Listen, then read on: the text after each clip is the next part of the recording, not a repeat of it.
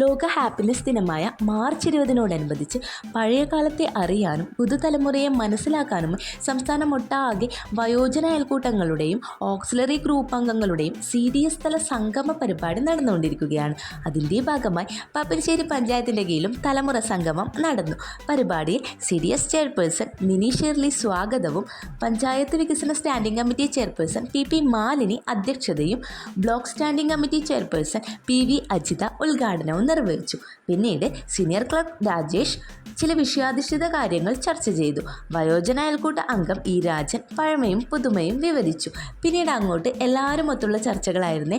അതിൽ വയോജനങ്ങൾ നേരിടുന്ന പ്രശ്നങ്ങളും അവരുടെ പഴയ കലാസാംസ്കാരിക ജീവിതാനുഭവങ്ങളും പറയാതെ ഉള്ളിൽ ഒതുക്കി വെച്ച പരിഭവങ്ങളും കയ്പ് നിറഞ്ഞ ഓർമ്മകളും എല്ലാം പങ്കുവച്ചു. ചിലരുടെ അനുഭവങ്ങൾ മറ്റു ചിലരുടെ കണ്ണു നനച്ചു.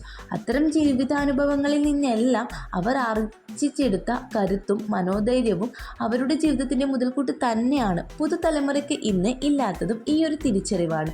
അവർ അന്ന് പ്രശ്നങ്ങളെ അതിജീവിച്ചു വന്നു എങ്കിൽ പുതുതലമുറയോ പ്രശ്നങ്ങളിൽ നിന്നും ഒഴിഞ്ഞു നിൽക്കാൻ ആത്മഹത്യയെ കൂട്ടുപിടിക്കുന്നു.